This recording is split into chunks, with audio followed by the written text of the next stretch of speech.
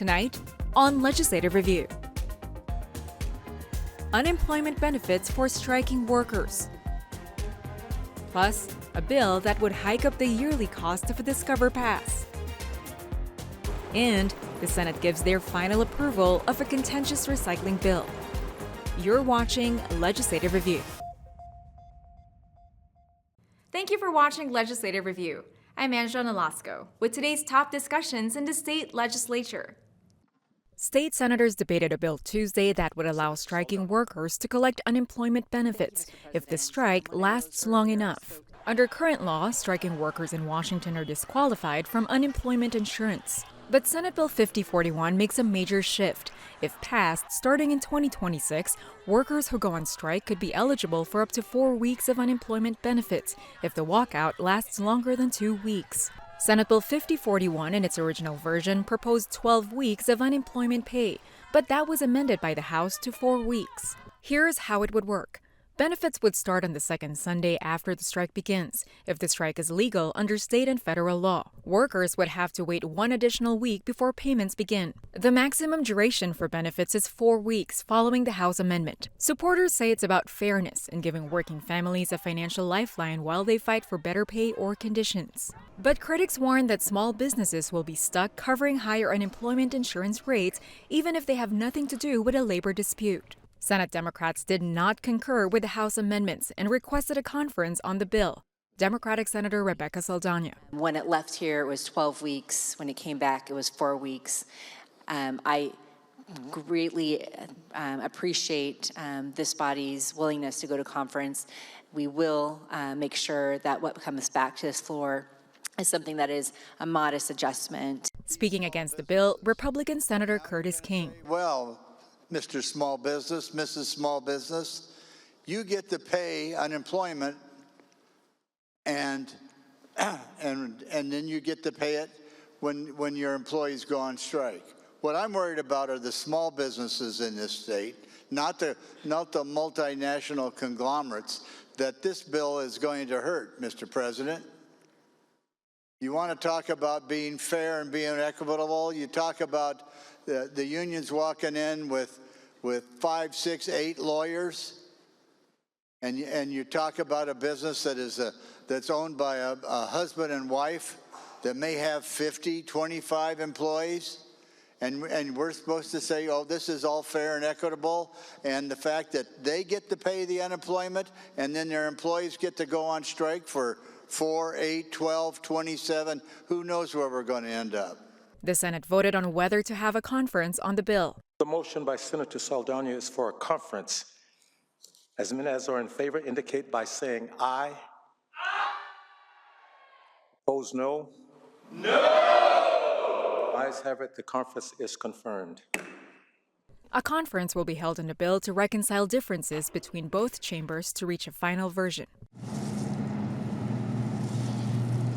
If visiting Washington state parks is something you enjoy frequently, you might not be the only one potentially up for a hike. A bill debated on the House floor late Tuesday could change how Washingtonians access state parks and recreational lands through the state's Discover Pass. The permit required to park at most state-managed recreation areas, including state parks, trailheads, and water access points. Right now, the annual pass costs $30 and a day pass is $10. Senate Bill 5390 would raise the cost of the annual pass to $45. The bill, which passed in the Senate 29-20 last month, also updates the threshold for how Discover Pass revenue is shared between state agencies and officially recognizes the Lifetime Disabled Veteran Pass as equivalent to a Discover Pass. But the bill also removes a key benefit by eliminating a long-standing exemption that waived campsite reservation fees for those with a Lifetime Disability Pass. Lawmakers who support the increase say it's the first in over a decade and needed to keep parks open and staffed amid rising costs. Speaking in favor of the bill, Democratic Representative Cindy Ryu. Washington State's Discover Pass was created as a way to fund our natural resource agencies that were hit really hard by the realities of the Great Recession. This bill helps the Discover Pass to catch up to inflation. The additional revenue will help the state parks and also Department of Fish and Wildlife and Department of Natural Resources to fund staff to operate and maintain our public lands. Critics say the fee hike could make it harder for low-income families to enjoy the outdoors.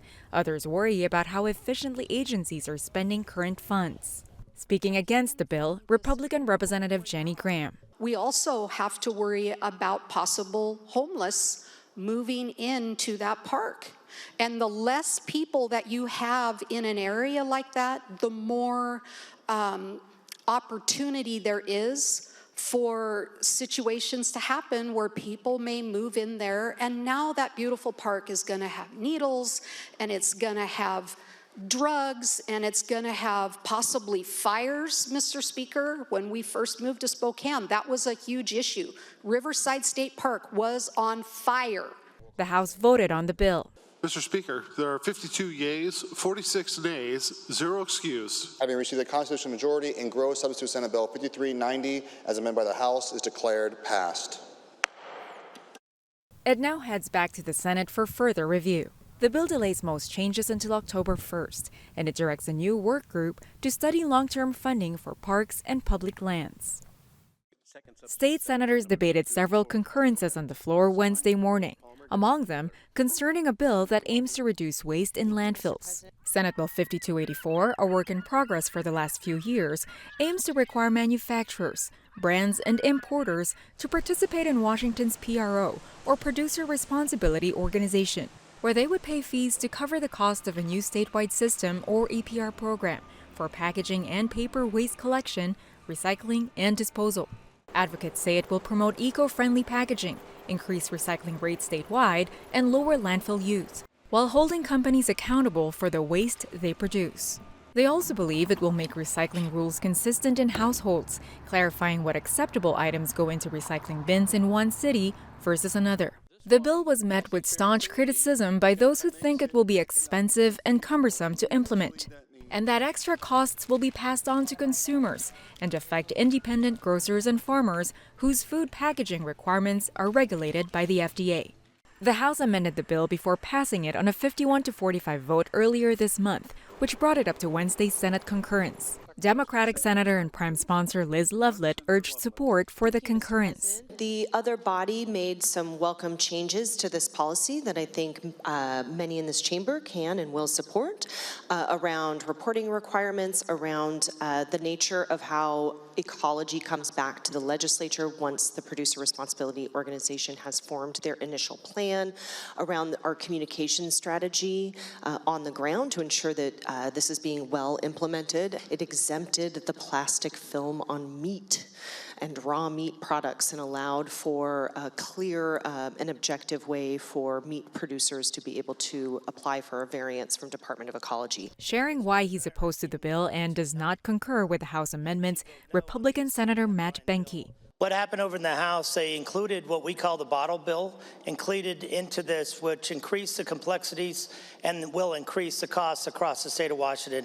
This is a complex bill now that they included the additional information within it. It's not only that, it's going to grow the Department of Ecology, and the overreach we think is too far. The question before the Senate is the motion by Senator Lovelit that the Senate do concur in the House amendments to engross second substitute Senate Bill 5284. As many are in favor will signify by saying aye. Aye. Opposed, no. No. The ayes have it. The Senate does concur in the House amendments. The Senate concurred and the bill passed on a 27-21 vote. It now heads to the governor's desk for signature. That's it for this episode of Legislative Review.